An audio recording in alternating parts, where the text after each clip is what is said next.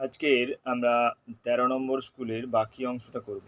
অর্থাৎ ১৩ নম্বর স্কুলের ১ থেকে ৫ হয়ে আছে। এরপর আমি ৬ থেকে ৮ যেটা বাকি আছে সেটা করব। তোমরা যদি কেউ না দেখে থাকো অবশ্যই দেখে নিও, এবং যারা আমার সমাধান চ্যানেলে নতুন আছো তারা চ্যানেলটিকে অবশ্যই সাবস্ক্রাইব করবে এবং ভালো লাগলে লাইক করবে। তো আজকে শুরু করা যাক। তো প্রথম কোশ্চেন, চাঁদার সাহায্যে ৭২ ডিগ্রি কোণ এঁকে কোণটিকে পেন্সিল ও স্কেল ও কম্পাসের সাহায্যে সমদ্বিখণ্ডিত করো। তাহলে চাঁদার সাহায্যে তোমরা এটা ৭২ ডিগ্রি কোণ আঁকবে। এটা সহজ আছে চাঁদার সাহায্যে।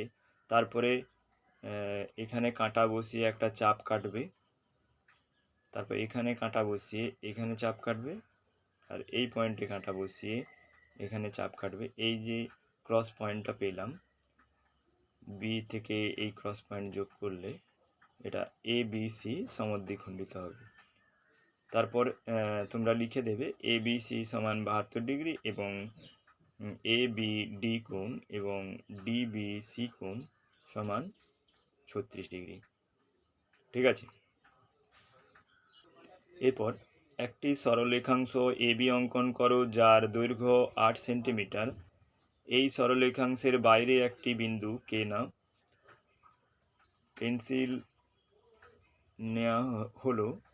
স্কেল ও পেন্সিল কম্পাসের সাহায্যে কে বিন্দু থেকে এ বি সরলরেখাংশের ওপর কে এল লম্ব অঙ্কন করো। দেখো এ বি এই পয়েন্টটা নয়, কিন্তু এই পয়েন্টটা পরে পেয়েছি। এই পয়েন্টটা মানে এ থেকে একদম বি পর্যন্ত এটা ৮ সেন্টিমিটার দৈর্ঘ্যের একটি সরলরেখাংশ টেনেছি। তারপর কে একটা বিন্দু নিয়েছি। কে বিন্দু থেকে এখানে পেন্সিল কম্পাসের কাঁটা বসিয়ে এখানে এ বি সরলরেখার ওপর চাপ কেটেছি, মানে এই বিন্দুতে আর এই বিন্দুতে এ বি সরলরেখাকে ছেদ করেছে। তো এখান থেকে এখানে কাঁটা বসিয়ে এখানে চাপ কেটেছি, আবার এখানে কাঁটা বসিয়ে এখানে চাপ কেটেছি। এই যে মাপটা নিতে হবে, এখান থেকে যে তুমি মাপটা নেবে মোটামুটি হাফের বেশি নিতে হবে, নাহলে এটা ক্রস পয়েন্ট তুমি পাবে না। আন্দাজ করে হাফের বেশি নিতে হবে, তবে তুমি ক্রস পয়েন্টটা পাবে। তো এই যে ক্রস পয়েন্ট পেলাম, এই ক্রস পয়েন্ট এবং কে বিন্দু যে নিয়েছিলাম, এই দুটো যোগ করলে এ বি সরলরেখাংশের ওপর কে এল লম্ব হবে। এরপর স্কেল, পেন্সিল ও কম্পাসের সাহায্যে ১২ সেন্টিমিটার দৈর্ঘ্যের সরলরেখাংশ এঁকে এই সরলরেখাংশকে সমান ৪ ভাগে ভাগ করো এবং প্রত্যেক ভাগের দৈর্ঘ্য মেপে লেখো। এ বি সরলরেখাংশ নিয়েছি। এ বি সরলরেখাংশ স্কেলের সাহায্যে এটা ১২ সেন্টিমিটার এঁকেছি। আঁকার পর কি করতে হবে, তো এ বিন্দুতে কম্পাসের কাঁটা বসিয়ে এইখানে কাটতে হবে, চাপ কাটতে হবে এবং এখানে চাপ কাটতে হবে। আবার এই বিন্দুতে বসিয়ে এখানে চাপ কাটতে হবে, এখানে চাপ কাটতে হবে। তো এই পয়েন্টটা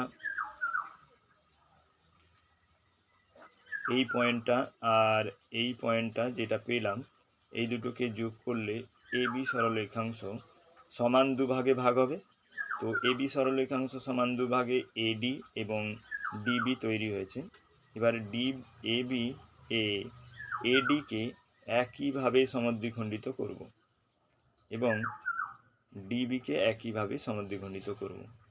তাহলে কি কি পেলাম, তাহলে এসি, সিডি, ডিই এবং ইবি পেলাম। এগুলো মেপে দেখলাম যে প্রত্যেকটি ৩ সেন্টিমিটার। এটা তোমরা যদি এটা পুরোটা এবি সমান ১২ সেন্টিমিটার নাও আর প্রত্যেকটা একটু ডিফারেন্সও আসে, তোমরা কিন্তু সেটা লিখে দেবে, সবকটাই ৩ সেন্টিমিটার লিখবে। তোমরা যদি যা মাপ পাও, ধরো তুমি পেলে ২.৯ সেন্টিমিটার, সেটা লিখবে না, কিন্তু প্রত্যেকটা যেন ৩ সেন্টিমিটার লিখবে।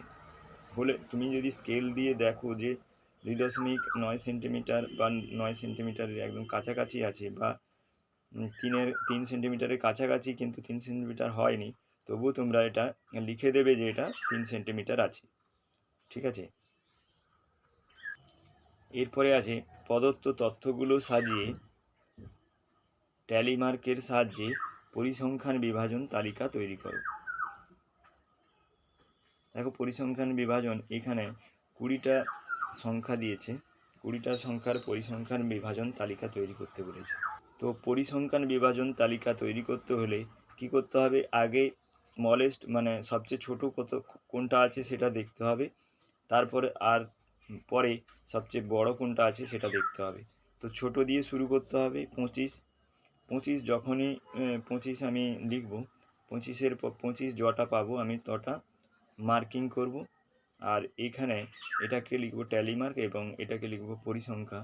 তো পরিসংখ্যাতে 25 তিনটে পেয়েছি তো 3 লিখেছি, 26 তিনটে পেয়েছি 3 লিখেছি, 28 তিনটে পেয়েছি 3 লিখেছি, 29 তিনটে পেয়েছি 3 লিখেছি, 30 দেখো এখানে 4টে মার্কিং করার পর একটা ক্রস হবে, এইটার অর্থ হচ্ছে এটা 5, মানে 5টা থাকলে এখানে 5 হবে এবং 30-এর জায়গায় 30টা 5 আছে বলে এটা 5 হয়েছে। 31 দুটো আছে, 34 একটা আছে। আমার সমাধান চ্যানেলে যারা নতুন আছো তারা চ্যানেলটিকে অবশ্যই সাবস্ক্রাইব করে রাখবে। আর এই সমাধানগুলো যদি তোমাদের একটু কাজে লাগে থাকে তোমরা অবশ্যই এটাকে লাইক করবে এবং তোমরা এই কোশ্চেনের উত্তরগুলো আরও কীভাবে পেতে চাও সেটা কমেন্ট করে জানাবে।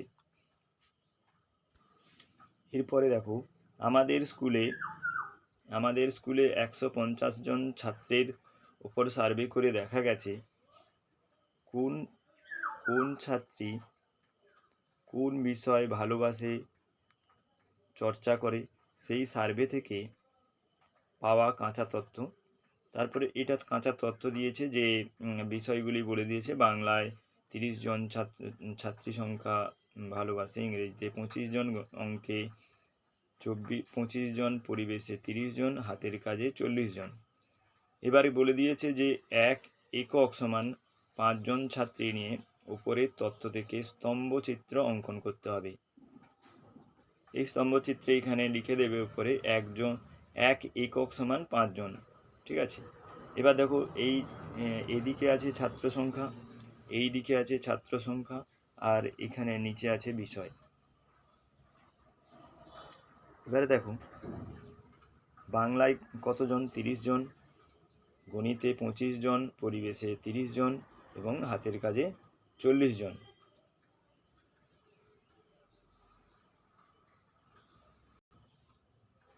এই স্তম্ভচিত্র খুব সহজ আছে। এরপরেও একটা দোকানের সাপ্তাহিক ব্যাগ বিক্রির তালিকা নিম্নরূপে দেওয়া আছে, এটাও সহজ আছে, তোমরা নিজেরা করে নিতে পারবে, তাই আমি করলাম না, আজকের এখানে শেষ করলাম। আচ্ছা, তোমরা আমার সমাধান চ্যানেলটি অবশ্যই সাবস্ক্রাইব করে রাখবে, এরপরে আমি 14 নম্বর যখন স্কুল দেবো তোমাদের কাছে নোটিফিকেশান পৌঁছে যাবে।